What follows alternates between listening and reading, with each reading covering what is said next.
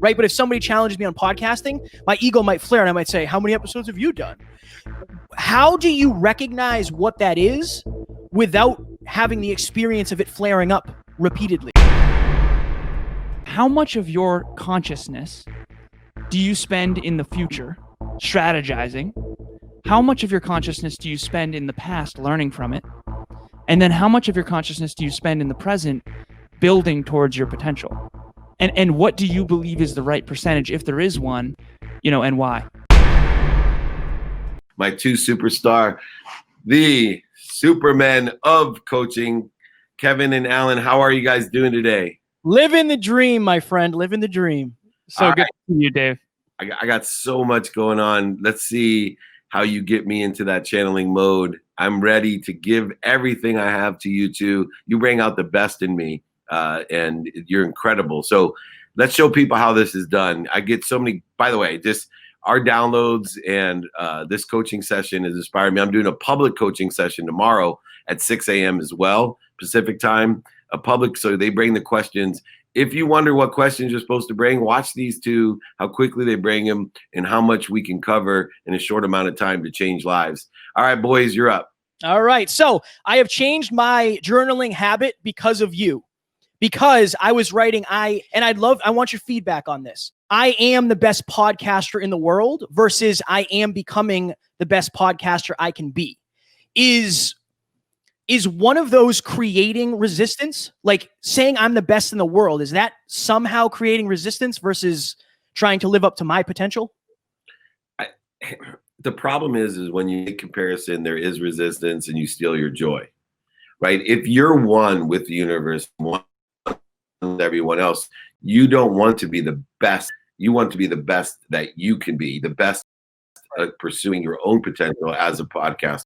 So I am in the greatest pursuit of my potential as a podcaster. I am the greatest I can be today of a podcaster. And I am better tomorrow, right? I'm exponentially growing. I am, you want to keep these ideas and the language behind it in the world of more than enough. And so as you ask me these questions, I'm going to go a level deeper since you guys have been with me so long. How I'm qualifying these answers is how does it fall within the context of the world of more than enough? Because what those statements sound like to me are things that exist in a world of just enough for me. When I'm the best at something, it sounds like it's just enough for me. If I am the best that I can be, if I'm looking inside of me to find what's outside of me, if I know that comparison is the thief of joy, why should I compare with anything other than my best self and my own potential, knowing that I have my quantum limitations for this lifetime, knowing that I have to practice the 5 daily practices within the context of my values, knowing that I am enjoying this process, most importantly of all, the consistent everyday, persistent without quit pursuit of my potential as a podcaster. Is there any other common things where people think that they think that they're creating abundance, but they're actually creating resistance through their thoughts or actions? Yeah, I think like if I would tell you one of the most common ones is I'm going to give $1 million to the Unstoppable Foundation. That sounds like a really abundant thing, doesn't it? But you should be saying I'm going to give over $1 million. Because the universe, like that's a man-made construct. What we want to understand is time, amounts, values that are man-made are going to create resistance because in a universal sense, if you believe in a quantum sense of the universe, what does it know between 1 million? And this is where perspective means, like, when I teach people to sell, I've worked when I was little just as hard to get $100 sale as $100 million sale as a $2 billion stadium deal done. Just as hard, right? And why is that? Because the universe doesn't understand numbers. It's my own belief within in the context of where I am. That's why, earlier today, Amanda said, I want to give people someone to look at so they can go beyond me. It's much easier, if you're running, I went running this morning here in St. Louis, it's much easier when you see that finish line to pick up the pace, to get past it. So Dave, and to piggyback on your question, when he talks about we're both doing affirmations, but we're doing them a little bit differently. So he said, I am versus, I guess I want your take on the word becoming. So what was your affirmation? I am becoming. I am becoming the best podcaster I can be. Okay. I like the word pursuing, right? I am pursuing what is I already am in the context. I am pursuing my highest potential of being a podcaster. Becoming means you're not already there. Like I truly believe that everything already exists. So I don't particularly like the word becoming. I like the word pursuing my best self that already exists, right? I'm pursuing my best self as a blank. I'm pursuing my best self as a blank. That's how I would prefer to say I'm becoming. Another question. You mentioned in the last session while we were in the waiting room, voids, shortages, and obstacles. Sometimes you talk about voids as a good thing, creating a void on purpose to fill it with what you want. Other times you think you talk about it negatively in terms of like people create voids that are bad. Can you go into the difference and what you mean by that? Voids aren't bad or good. It's what we're filling the void with. So I believe the universe expands, right? It expands through the enjoyment of the consistent, persistent pursuit. It expands through attention and intention. So if think about a closed environment like a water tank, if a water tank is like this and I expand out the walls of the water tank, it creates a void, correct? Yeah. And a vacuum's created. Where I want people to focus is, what am I putting into that void? The things they do believe in the quantum memories that I have that are manifested themselves or materialize themselves with personality traits, characteristics, obsessions, and addictions. What am I putting in that void that create the compound interest, positive and negative, in my life, the aggregation, the acceleration that occurs because the universe itself is expanding. And the more that I go along with that expansion, the greater the void, the greater the vacuum. And so when I'm talking in the context of filling that void with negativity, shortages, voids, and obstacles. So I'm actually putting the shortages and obstacles into the void or into the vacuum. So I don't think that voids themselves are negative. It's what we're putting in or filling the voids with that is our true concentration and where the benefit can occur.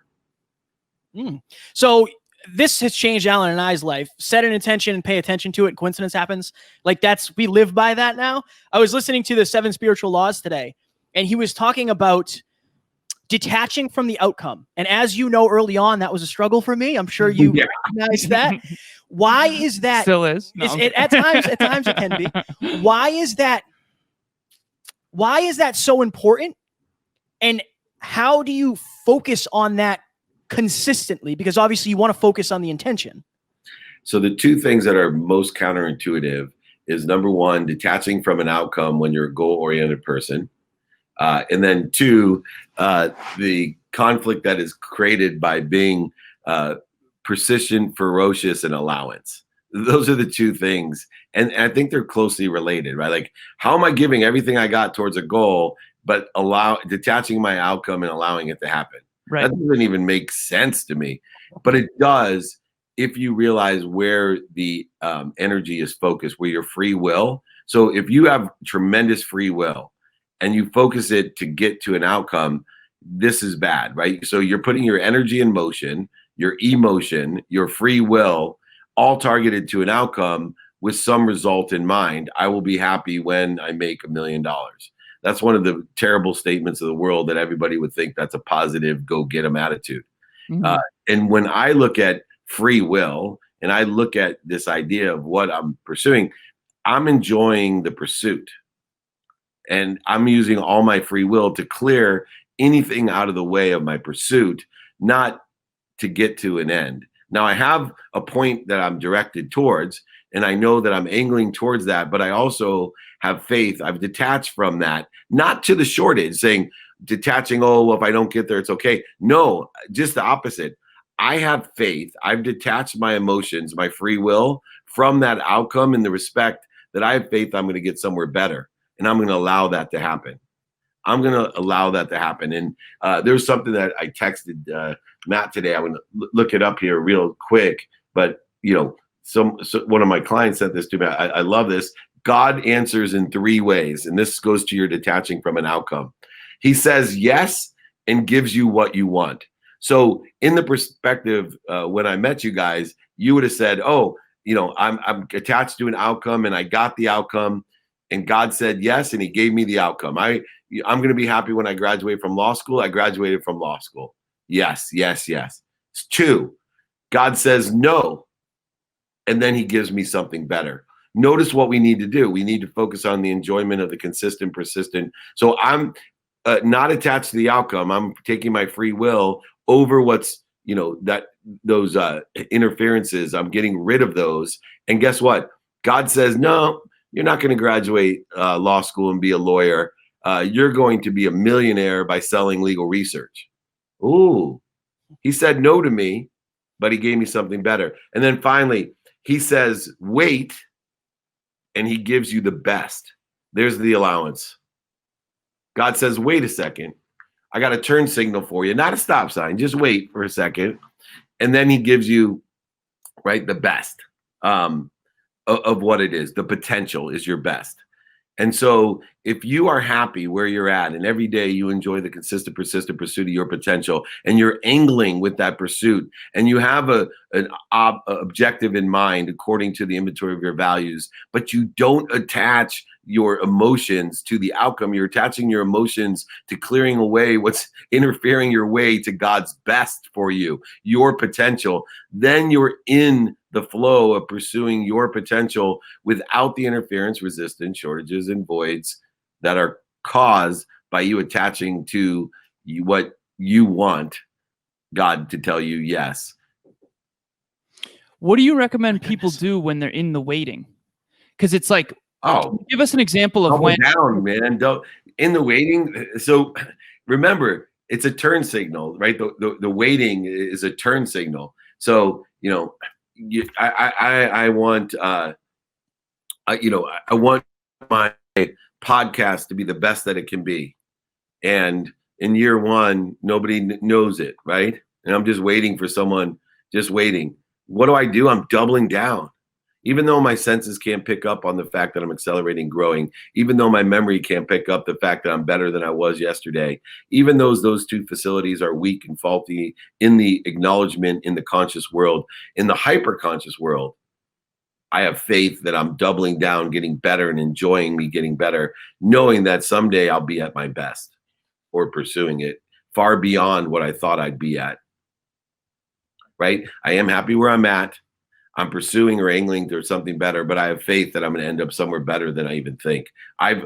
Just because I tell you to detach your emotions from an outcome, people immediately, because of the way the mind works and the ego works, they think that they don't have a goal. When I say detach from your outcome, that means, hey, you're limiting yourself, bozo. There's so much bigger and better out there. Do you get what I'm saying? It's like me telling Diane Cannon I want to live to 111 years old, thinking that that's some great thing. And she starts crying because she's like, why are you limiting yourself? And it changed my whole world. That one time, like, gosh darn it, I'm such a hypocrite. I teach everyone not to limit themselves, but like, I'm still living in a man-made construct that people don't live to 111. And I think that's super good. Why can't I live beyond 111? That's powerful. I say 120. People think I'm crazy, but I'm still limiting myself. I've been saying that for years, Dave, and people are like, "No, that's not possible." I'm like, "Not yet, but it will be." But I didn't realize that I was actually limiting myself. Sorry. I don't know how we are on time. Yeah. I want to respect your time, Dave. Keep going. You're up. Yeah. Okay. So I believe you've heard me talk about physical, mental, emotional, spiritual. I believe the spiritual self is your intuition. You've heard, like, if you praying is you talking to God. Intuition is God talking to you. I do believe that.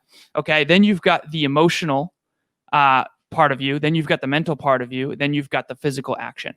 So I believe that a float tank is making your senses less noisy. You have earplugs in, you're in a dark room, you're floating, and it's basically turning your senses off so that I believe source energy can actually get through the noise. What is your take on intuition? And do you believe that that's your highest self trying to talk to you? And how do you encourage other people to when you say clear the corrosion, it's emotional. If you're in emotional pain, mental pain, physical pain, are you going to be able to hear your intuition? What's your take on that? Yeah, one thing I always like to add in financial, right? Mental, physical, spiritual, and financial. because we live at this pragmatic world, and you can add that in there as well. Intuition to me is the ability to access what we're connected to, the ability to realize the unification of oneness, intuition is the ability to look within and find outside of us what's inside of us. And the way that we do that is to clear the interference, corrosion between us and this unbelievable source of infinity and limitlessness, this unbelievable source of everything and everyone, and allow it to come through us. And once again, intuition to others through us from the great source. From, through, and to me is intuition. And we learn lessons how we reconcile our intuition in the world outside of us. I'll repeat that because we've never gone down this path, and it's another layer of the onion that I've learned over the last few years, is that intuition, right? It is that acknowledgement and the reconciliation of what is within us and what we see outside of us. When we can get better at reconciling that, then we can really have a guide on our intuition. So Dave, I told Kevin about this, I get these impressions, I get these visions, right? I'll be driving down the road and all of a sudden I'll see me in 10 years. And it's an image, but it's not vivid. I would say it's vivid, but it's not detailed. Like I'm on stage with my beautiful girlfriend, Emilia, in this vision that just comes. And I'm like, I don't know what we're talking about necessarily, most likely relationships. I don't know where we're located, but I get the impression that we're together and we're adding value to people in this space of personal development. What is that? And does that happen for everybody? And if it doesn't, why not? What is happening for and through everyone, it's can they recognize it, recollect it, remember it. Look, these words, if you looked at recollection, remember, acknowledge, acquire the knowledge, it all exists. If time is infinity and you're an instant between infinity and limitlessness, and you're getting a recollection or remembrance of something that is occurring in a multiple plane dynamic of time, and time is on a continuum, not in a linear sense, but if time is, in a continuum, that those visions are just things that you can access. Those visions are things that you can access. And we're, just infinitely getting aware of how to access that. But I would pay specific attention to that if it's something that you want, and give it your intention so that you can access it, or other people will realize that you manifested or materialized it into your life. And you could say, oh my gosh, I dreamed about this one day. I wrote this check, like Jim Carrey, of $10 million, and I put it up there. Why do you think he did that? Because he had the same recollection, remembrance that you're having about you and your beautiful girlfriend standing on stage. And I also am aware of what other people recollect and remember of me as well. I had a friend, I talk about my friend Rob, who since the 4th grade, but his wife is an intuit. She's an empathetic. And, I was the best man in his wedding.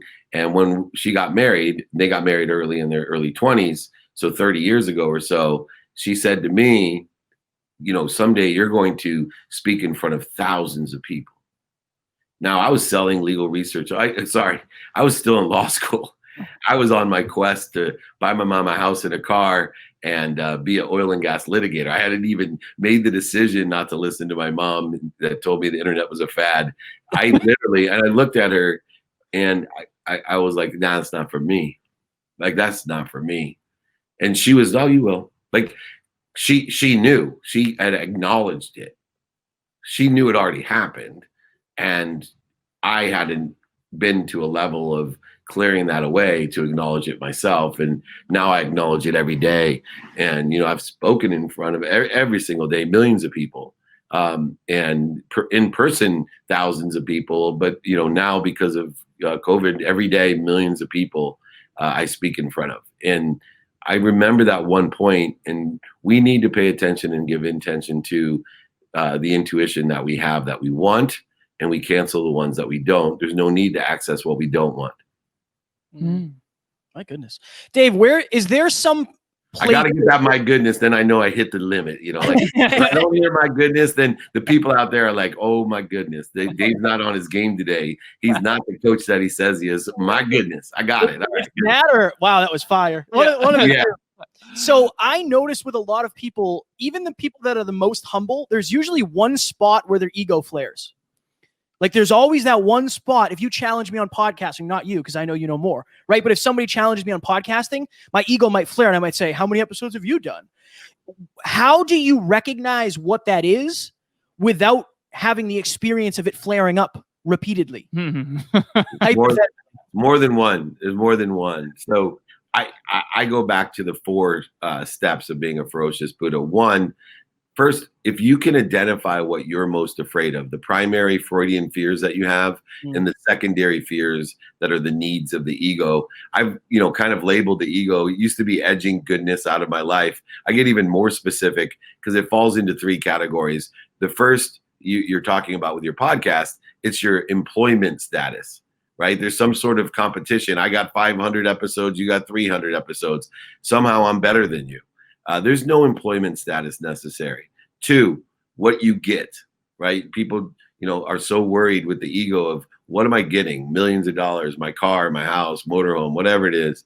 And then most importantly, always, Kevin and Alan, what others think, right? So if we are aware and we identify the primary and secondary needs of the ego, the need to be right, offended, separate, inferior, superior, anxious, frustrated, guilty, angry, resentful, whatever it may be. Remember, comparison steals your joy. But if you recognize and then stop and think about it and put yourself into neutrality by being a Buddha and breathing, dropping down into center, into the higher frequency, which is your center. Your higher frequency is center. You're actually elevating your vibration by going to a neutral state. And then that allows you with more energy, more efficient, effective, and statistical success to move towards what you want and not into creating void shortages and obstacles between you and your potential and other people and their potential. Remember, when you're comparing yourself or telling someone, that is attacking you, putting judgments or conditions on you, or being competitive with you, or inferior, superior with you, or separate from you, your job is to reconcile that, not to accelerate it and to create more separation.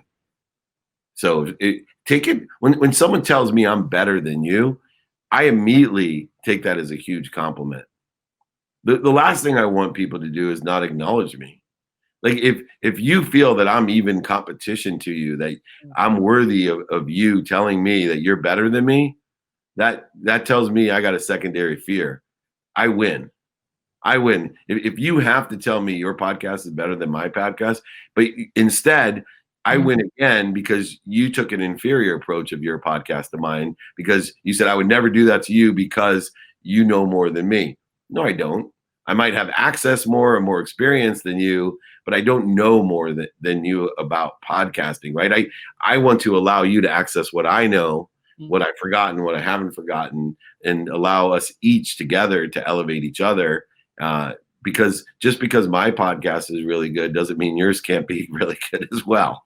Just because my podcast has 10 million downloads doesn't mean yours can't have 20 million downloads. There's enough of everything for everyone, and we have to stop separating ourselves. And imagine if we put all that energy that we're worrying about being better or worse or less or equal, like if we just put all that energy into helping one another build each other, imagine what we could do and how that expands and grows and what we're putting into that void just to take ourselves back to the earlier thing.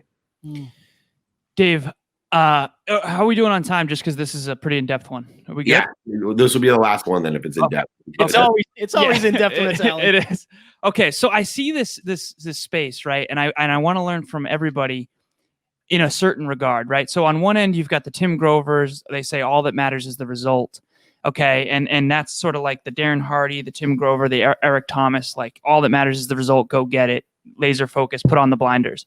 On the other end, you've got like the Oprahs, the Eckhart Tolles, the Wayne Dyers, and they're very much more spiritual, right?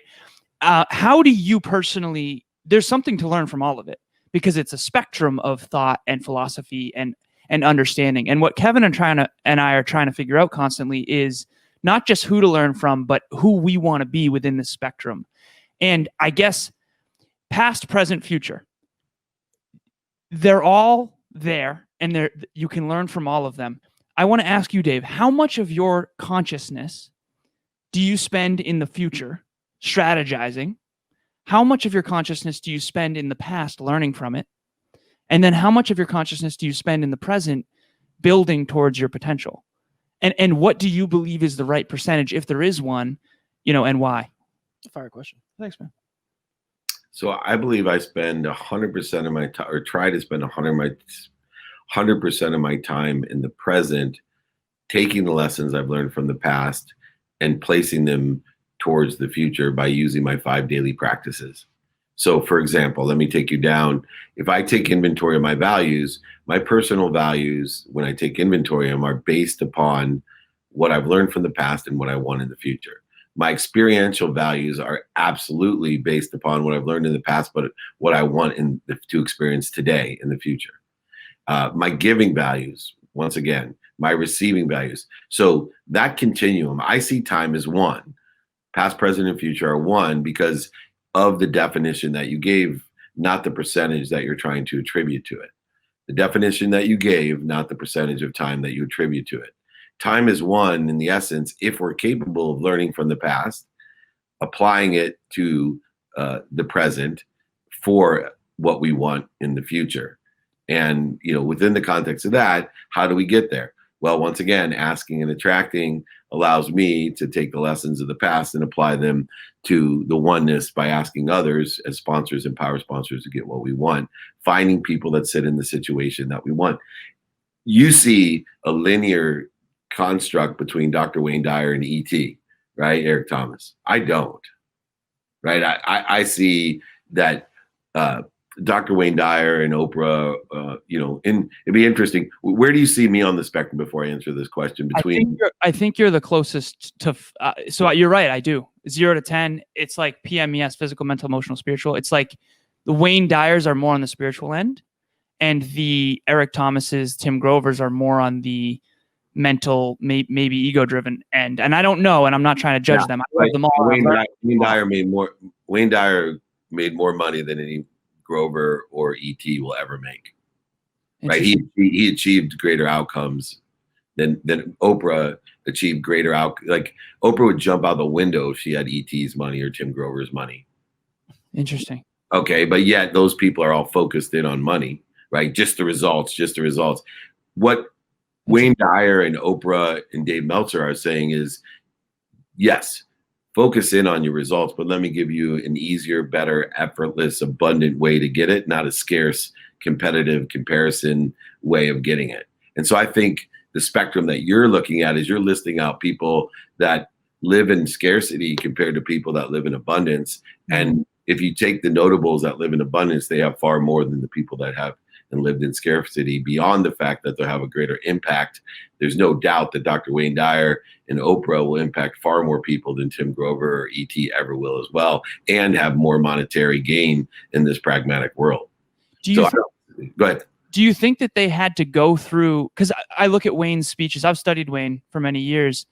He wrote a book called I Can See Clearly Now. And now he looks back in hindsight and connects the dots from a spiritual perspective of why everything was perfect. And it's a beautiful book. I mean, it's amazing. I recommend it to anybody.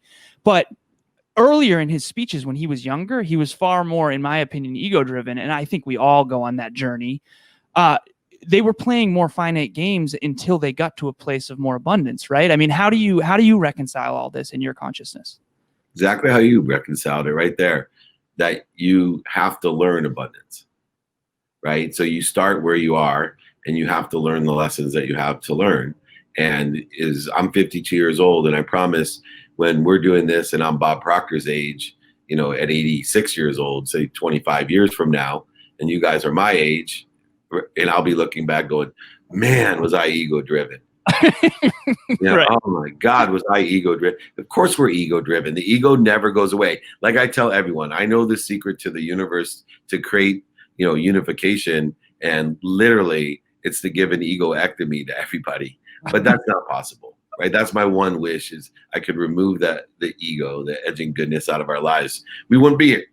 There'd be no reason to be here if we could do that. So we're all on that journey of learning about how to get out of our own way. we're all on the journey about living to our higher self. And so, yes, you, me, Kevin, we're all going to go through and look back and connect the dots that we can see clearly now. And if Wayne Dyer was still alive, he could rewrite that book every year, every 5 years, every 10 years, that he can, I hope, because he was on the consistent, persistent journey to pursue his own potential. You know, if you're on that enjoying that journey, we could write that book every month, year, and decade and century, looking back and saying, oh, I can see clearly now. Read the Course in Miracles every day. Read Wayne Dyer's Power of Intention every day. Read Think and Grow Rich every day. Watch how those books unravel. Talk about just one point of context that unravels and you can see clearly, oh, that's what that means. Well, it always meant that. You just are now at a higher vibration and awareness to what it means. In other words, you can see clearly now. In other words, E.T., Grover are wonderful, wonderful motivators and inspirers, and they will unravel through their career on their journey to continually lessen the ego out of what they're doing and detach their emotions from that result and realize they can get a much quicker, efficient, effective, and statistically successful result. My goodness, Dave, this is the most powerful call we've had yet. Yeah, it is. I appreciate you so much. Well, maybe I'll do more sitting down. I usually do them standing up, and I get all hyped. You guys get me so excited and inspired. I stayed at a Buddha level today, very calm, and so I appreciate both of you. Anybody that listens, please thank Kevin and Alan for illuminating their own personal beliefs. Hyperconscious Podcast is an extraordinary podcast, one of my favorites as well, and I'm very, very proud to say that I have mentored these two, and all tides rise with Kevin and Alan. So thank you for rising my tide. Thank you, Dave. Just real quick, we did rebrand. So now we're Next Level University, just so you know. Oh, that's right. Yeah, sorry. No, you're good. You're good. I just wanted to make sure. Is that so? I'm on a tiny screen in St. Louis. I can't even read behind you. It says Next Level University. So check it out. Next Level University. Next Level with Paul, Mary, and Alan Lazaros. Thank you so much, you guys. I love you. Thank you. Love you too, Dave. Dave. Love you too.